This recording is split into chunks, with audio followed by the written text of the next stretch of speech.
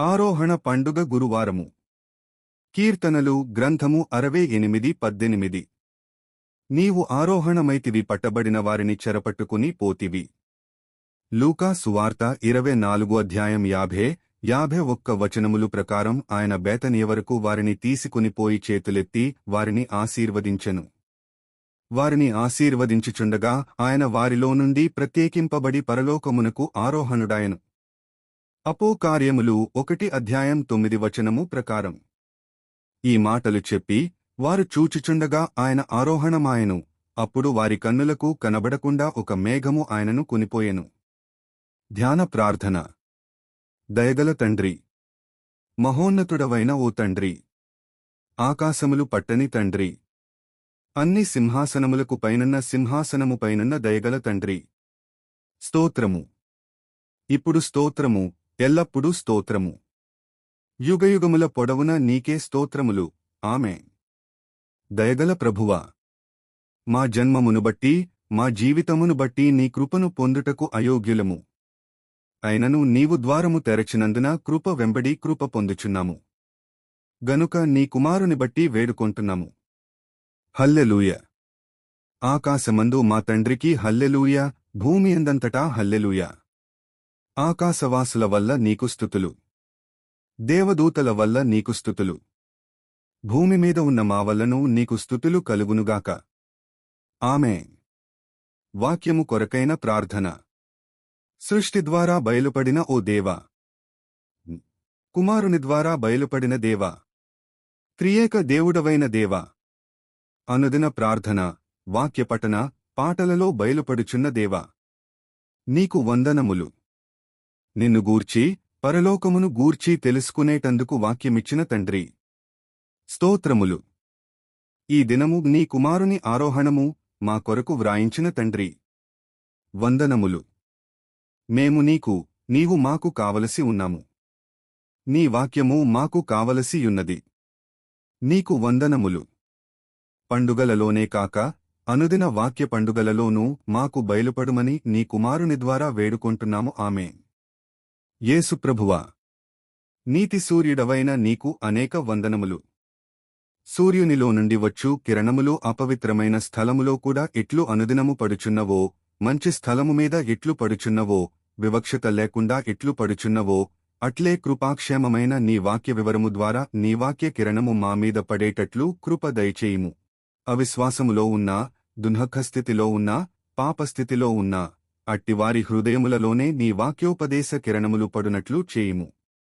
నీ వాక్యసేవ కొరకై ఉంచిన హృదయములో ఆ కిరణములు పడునట్లు చేయుము. ఎవరి హృదయములో ఏమి పనిచేయవలసి ఉన్నదో అట్లు పనిచేయునట్లు చేయుము. క్రిస్మసు, శిలువ మరణ, పునరుద్ధాన వర్తమానములు దయచేసినట్లును, నీ భూలోక జీవిత చరిత్ర వర్తమానము దయచేసినట్లును, నీ ఆరోహణ వర్తమానము దయచేయుము. కొండమీద ఆరోహణ వర్తమానము, ఆరోహణ ప్రదర్శన దయచేసినట్లు మాకును దయచేయుము. రావలసిన వారిని రప్పించి, రాకూడని వారిని అడ్డగించుము. రాదలచి ఆటంకపరచబడిన వారిని దీవించుము. ఈ ఆరాధనలో ఉన్నవారికి నీ ఆరోహణ స్వరూపము చూపించుము. ఆలయములో ఉన్న అందరినీ దీవించునట్లు వర్తమానము దయచేయుము. లోకములో ఉన్న అందరికీ వర్తమానము పంపించుము. నిన్ను రమ్మన్నా, రమ్మనకపోయినా, నమ్మినా, నమ్మకపోయినా వర్తమానము అందించుము. అపవిత్ర స్థలములు సూర్యకిరణములను కోరవు. అయినను సూర్యుడు పంపుచున్నట్లు పంపుము. ఇక్కడున్న అందరికీ మనోనిదానము దయచేయుము.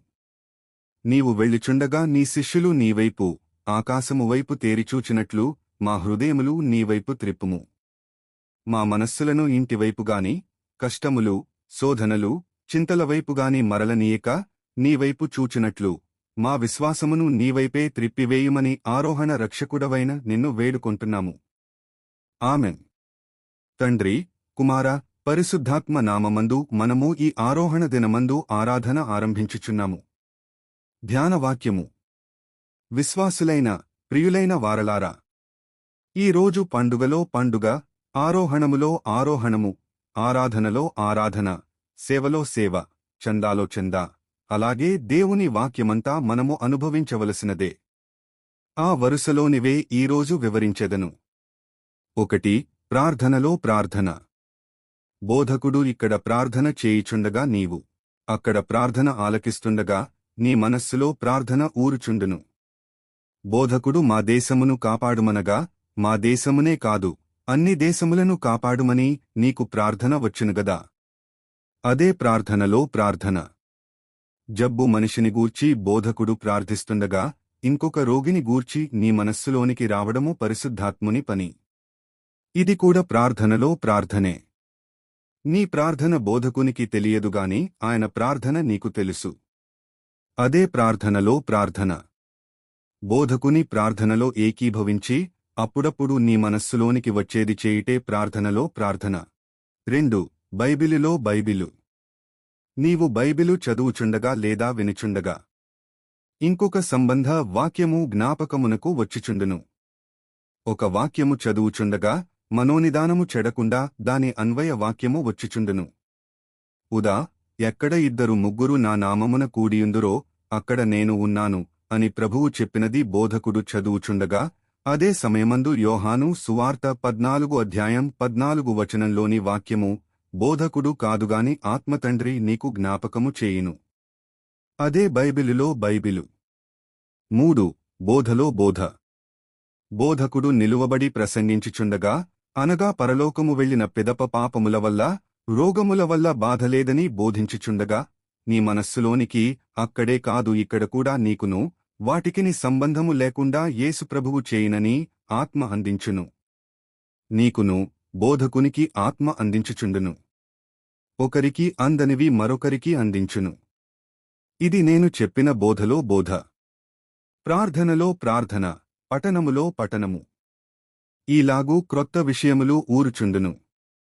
4 చందాలో చందా.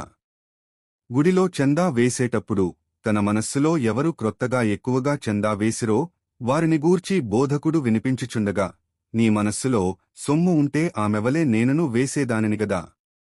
ప్రభువా నాకెక్కువ సొమ్ము ఇమ్ము, ఇంతకంటే ఎక్కువ ఇస్తాను అని అనుకొనుటలేదా.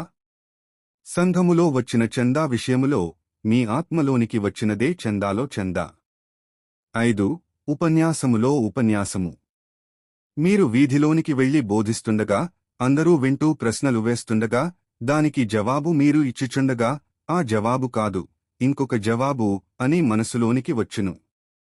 ఇంకొకరు మోటు ప్రశ్న వేయగా అయ్యో అది ఎవరు చెప్పగలరు అని అందరూ అనుకొనుచుండగా నీ మనసులో నన్ను చెప్పమంటే చెప్పుతాను అనుకుంటావు. అదే ఉపన్యాసములో ఉపన్యాసము. 6 సేవలో సేవ. నాకే ధనము ఉంటే లోకమంతా తిరిగి అందరికి ప్రకటిస్తానని నీ మనసులోనికి రావడమే సేవలో సేవ.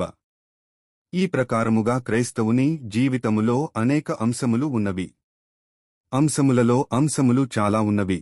7 ఆరోహణములో ఆరోహణము.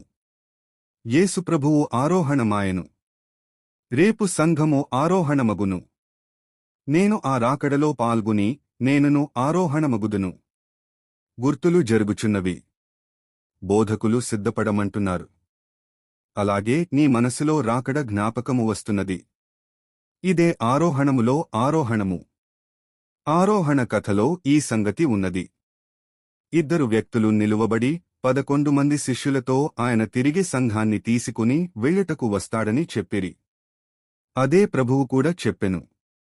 ఇదే ఆరోహణములో ఆరోహణము. 8 రాకడలో రాకడ. యేసుప్రభువు ప్రాణముతో వెళ్ళినట్లు మరణముతో సంబంధము లేకుండా వెళ్ళినట్లు మనమును వెళ్లతాము. ఎంత ధన్యత! అలాగే ఆయన ఆరోహణములో మన ఆరోహణమును, ఆయన రాకడలో మన పోకడ, ఆయన పునరుద్ధానములో మన పునరుద్ధానమును ఇమిడియున్నవి. 9 పునరుద్ధానములో పునరుద్ధానము.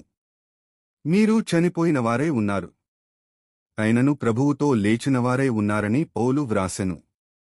మనము చనిపోయినవారమై ఉండగా క్రీస్తు పునరుద్ధానము వలన లేచినవారము. పునరుద్ధానానికి ఆరోహణానికి సంబంధము ఉన్నది. పునరుత్థానము అనగా సమాధిలో నుండి లేచుట. ఆరోహణము అనగా భూమి మీద ఉన్న సర్వ కష్టాలలో నుండి లేచుట. అనుదినము పాపములలో నుండి పునరుద్ధానమగుచుంటే ఎప్పుడో ఒకప్పుడు ఆరోహణమగుదుము. ఈలాగు మనము ఆరోహణమునకు సిద్ధపడుదుము. అట్టి శిష్యుల మనోనిదానము మనకును ఉండునుగాక. శిష్యులు ఆయన శిలువ మరణములో ఏడ్చిరి. అయితే పునరుద్ధానమప్పుడు ఆరోహణమప్పుడు ఏడువక మేడగదిలో సంతోషముతో ఆత్మ కొరకు కనిపెట్టుచుండిరి. మనమును ఏడువక సంతోషించే ఒక గడియ వస్తున్నది. సిద్ధముగా ఉన్నప్పుడు మన ఆరోహణము వచ్చును. 10 గొలుసులో గొలుసు.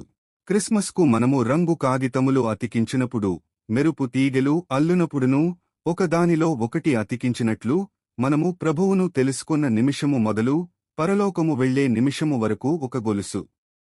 ప్రార్థన, బైబిలు చదువుట మరొక గొలుసు. సేవా పరిచర్య ఇంకొక గొలుసు. ఇదే గొలుసులో గొలుసు. 11 అనుభవములో అనుభవము. ఇది కూడా ఒక గొలుసే. అలాగే బ్రతుకంతా గొలుసే. ఆయన నిర్విచారముగా బ్రతికి జయశీలుడై పరలోకము వెళ్ళినట్లు మనమును వెళ్ళుదుము. కొందరు మృతులై పరలోకము వెళ్లతారు. కొందరు సజీవులై వెళ్లతారు. అయ్యో, వారికి మృతుల గుంపు ఎందుకు? వీరికి ఇది ఎందుకు అనకూడదు. అందరము ఒక్క వరుసలోనే ఉంటాము. ఆయన మన కన్నీళ్లు తుడుచుననేది ఎంత గొప్ప ధన్యతగును.